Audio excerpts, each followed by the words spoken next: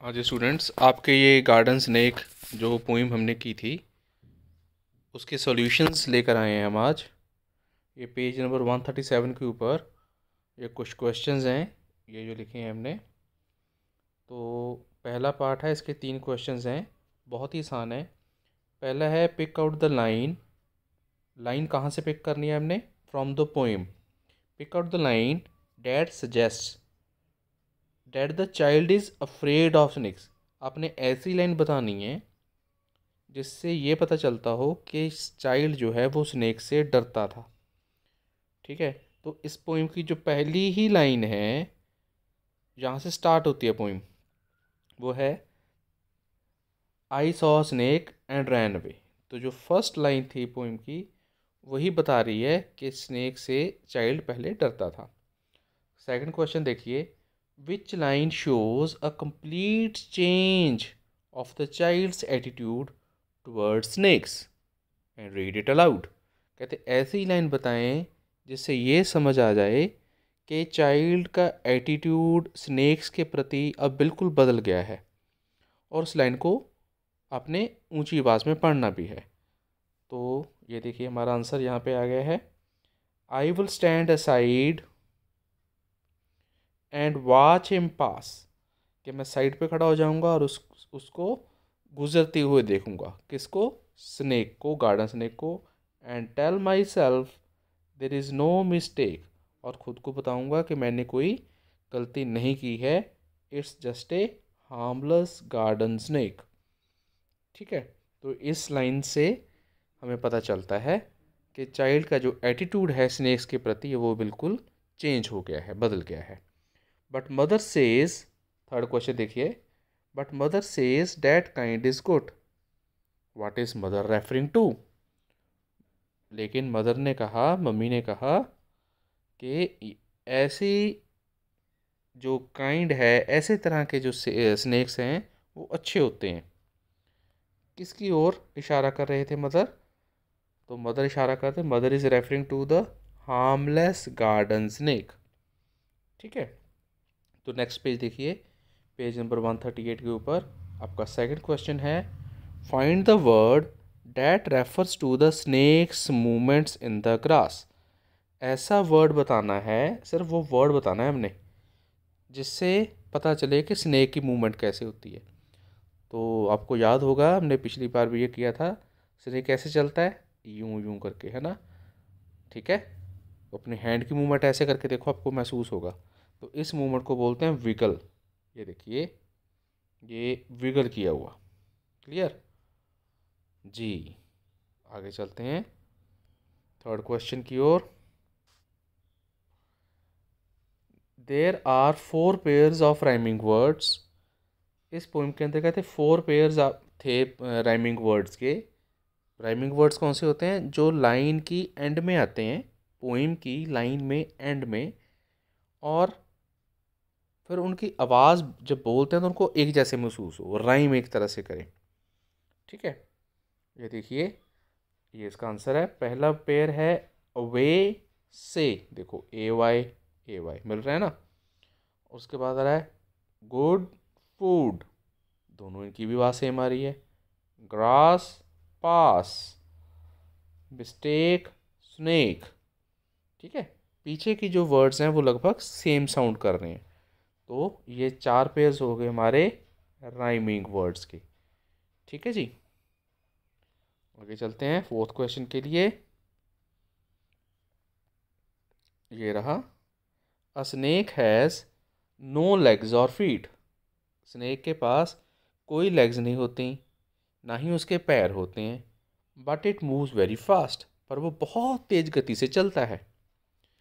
Can you guess how? क्या आप अनुमान लगा सकते हैं कैसे? Discuss in the group. Group में आप इसके बारे में चर्चा करनी है।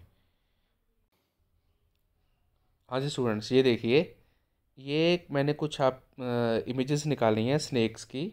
देखो ये, इसको ये दिखाई दे रहे हैं आपको? जी जी, ध्यान से देखिए, ये स्केल्स हैं इसके ऊपर स्नेक्स के, बने हुए ना ऐसे ऐसे, ऐसे ऐसे करके। ये स्नेक्स के जो स्केल्स हैं, सांप के अलग अलग तरह के हैं, देखो इसके कैसे हैं, इस तरह के कैसे हैं, इसके कैसे हैं। तो ये पहले सिकुड़ जाते हैं फिर फैल जाते हैं, मतलब पहले कॉन्ट्रैक्ट होते हैं फिर एक्सपैंड होते हैं, कॉन्ट्रैक्ट एक्सपैंड। और इस तरह से जब ये करते हैं, तेज बहुत फास्ट होता है ये प्रोसेस, ठीक है। और फिर ये सांप की आगे मूवमेंट होती रहती है, ठीक है जी। इस प्रकार से सांप गति करता है। तो आंसर भी लिख लेते हैं। A snake has no legs और feet but it moves very fast as it slides over the grass. Grass के ऊपर स्लाइड स्लाइड करता है with the help of its scales, ठीक है। जो स्केल्स मैंने अभी आपको दिखाए हैं इस शेप में, है ना, थे ना स्नेक्स के बने हुए स्केल्स, तो उन स्केल्स की मदद से गति करता है। ओके, अब क्वेश्चन नंबर 5 देखते हैं। Can you recall the word use for a cobras long sharp teeth. कहते हैं आप वो वर्ड बता सकते हैं जिसके बारे में कोबरा सांप होता है और जब ये मुंह खोलता है इसके बड़े बड़े दो लॉन्ग तीखे दांत निकल आते हैं, उनके लिए हम क्या यूज़ करते हैं। Where did you come across this word first. आपने सबसे पहले इस वर्ड के बारे में कहाँ सुना। इन दांतों का नाम क्या है। Cobra's long sharp teeth are like two bows और फोक्स, ठीक है, दो फोक्स की तरह बाहर को निकले होते हैं। That are ready to chase you down. It makes me frightened. They are called fangs. क्या बोलते हैं इनको, फैंग्स बोलते हैं, ठीक है। इनको क्या बोलते हैं, फैंग्स, ठीक है। Which is hollow tube. एक असल में क्या है, एक हॉलो ट्यूब, खाली ट्यूब जैसे होते हैं, ठीक है। जैसे पेन का सिक्का होता है, आगे से तिखा और बीच में से खाली, उसमें से जहर निकलती है, जैसे टीके की जहर आती है, ठीक है ना। Attach to a poisonous gland on one side. I came across these words as it looks very dangerous and sharp like knife, ठीक है जी। तो ये हो गया है। इसमें से कुछ वर्ड्स जो हैं वो मेरे को इस क्वेश्चन के कुछ वर्ड्स एक्स्ट्रा लग रहे हैं, ये हम लिख लेते हैं। इसको अंडरलाइन करूँगा सर, वही आप कॉपी में लिख लीजिएगा। Cobra's long sharp teeth are like two bows और फॉक्स, ठीक है। दे आर का, यहाँ पे फुल स्टॉप लगा देंगे। They are called fangs which is hollow tube attach to a poisonous gland on one side. तो अगला question, where did you come across this word first. These words as it looks very dangerous and sharp like knife, ठीक है। तो इसका answer लिख देंगे इन a story, ठीक है। तो इस आंसर क्वेश्चन का आंसर यहाँ लिखना है और फोक्स तक, और फिर आपने दे आर कॉल्ड फैंग्स ये लिख देना है, और इसका लिख देना है हमने आई, यू की जगह आई लिख के, कम across this word first in a story,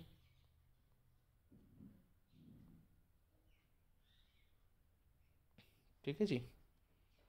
yes, यहाँ तक लिख लेना है। बस जो अंडरलाइन वाला भाग है ना सर, वही लिखना है इस क्वेश्चन का आंसर, बाकी लिखने की ज़रूरत नहीं है। ओके, तो आज के लिए इतना ही।